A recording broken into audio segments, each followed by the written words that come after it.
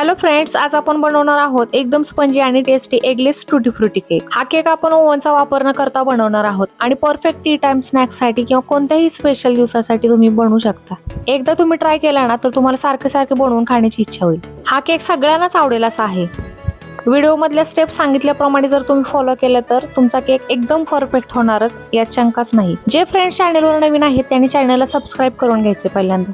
तर हा केक बनवण्यासाठी आपल्याला सर्वात आधी लागणार आहे केक टीन। आता आतमधून सगळीकडे कुकिंग ऑइल लावून घ्यायचं आणि त्यावरती मैदा भरायचा आहे। मैदा आतून सगळीकडे लागला का याची खात्री करून घ्यायची। हे बघा, आतमधून सगळीकडे मैदा लागलेला आहे। केक टीन साईडला ठेवून देऊया। आज आपण कढईमध्येच केक बनवणार असल्यामुळे गॅसवरती 10 मिनिटांसाठी स्टँड ठेवून कढई प्रीहीट व्हायला मंद आचेवरती ठेवून द्यायची। कढई प्रीहीट होती तोपर्यंत आपण इन्ग्रेडियंट्स तयार करूया। त्यासाठी एका मिक्सरच्या भांड्यात अर्धी वाटी साखर घेतली। तुमच्याकडे मेजरिंग कप नसेल तर घरातल्या कोणत्याही वाटीने मोजून घेऊ शकता। मिक्सरला साखर चांगली बारीक पावडर करून घ्यायची।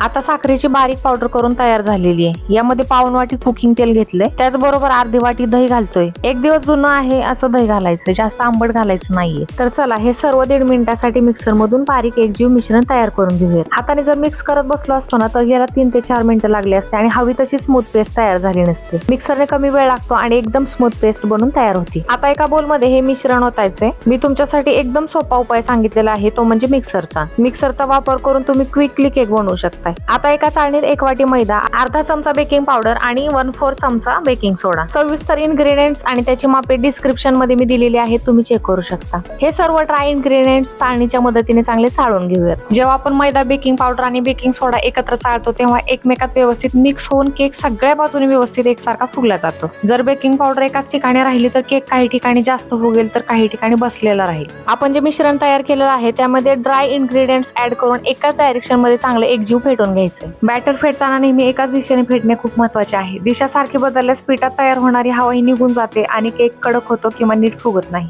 इथं आपलं बॅटर तयार झालेलं आहे। आता या मिश्रणात अर्धा चमचा वेलची पावडर घालायची, याने चांगला फ्लेवर येतो। याऐवजी तुम्ही व्हॅनिला एसेन्स टाकलं तरीही चालेल। व्हॅनिला एसेन्स पण साधारणपणे 1 चमचा घालायचा आहे। मला हे मिश्रण थोडंसं घट्ट वाटतंय, आपण थोडंसं गरजेनुसार दूध ऍड करूया, साधारण 2 चमचे घालूयात। हे सर्व मिश्रण छान एकत्र करून घेऊ आणि तुम्ही बघू शकता की एकदम परफेक्ट कन्सिस्टन्सी तयार झालेली आहे। मिश्रण जास्त पातळ किंवा घट्ट करायचं नाही, ती काळजी घेतली पाहिजे। आता या मिश्रणात थोडीशी टूटी फ्रुटी घालून एक वेळ चांगलं मिक्स करून घेऊयात आणि हे तयार झालंय आपलं बॅटर। या केकला ना विनेगर, ना ओव्हन, ना बटर, ना अंड, ना व्हॅनिला, फक्त काही साहित्यामध्येच तयार होतं। केक टीन मध्ये बॅटर ओतून छानपैकी टॅप करून घेऊया, म्हणजे बॅटर चांगलं सेट होईल। बॅटर मध्ये बेकिंग पावडर आणि बेकिंग सोडा टाकलेला असतो, त्यामध्ये लगेच रासायनिक प्रक्रिया सुरू होते, त्यामुळे बॅटर जास्त वेळ बाहेर न ठेवता लगेच बेक करायला घेऊया। ही कढई पण चांगली प्रीहीट झालेली आहे। तर चला आपण केक टीनला सेट करून झाकण ठेवायचं आणि 15 ते 20 मिनिटं बेक करून झाल्यावर झाकण काढून फुगलेल्या केकवर टूटी फ्रुटी थोडीशी अजून घालूयात।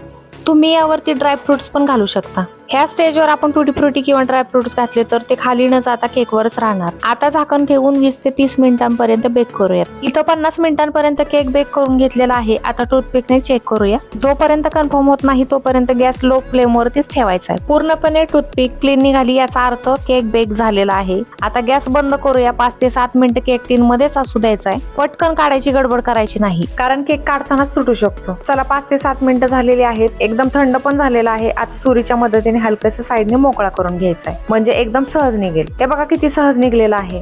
हा तयार आहे आपला एकदम स्पंजी, सॉफ्ट, टेस्टी एगलेस टूटी फ्रुटी केक। लहान मुलांपासून मोठ्या माणसांपर्यंत सगळ्यांच्या आवडीचा आहे। हा केक तुम्ही एकदा नक्की ट्राय करायलाच पाहिजे। व्हिडिओ आवडला असेल तर चॅनेलला लाईक, शेअर आणि सबस्क्राईब करायला विसरू नका। पुन्हा भेटूया एका नव्या रेसिपीसह, तोपर्यंत बाय बाय।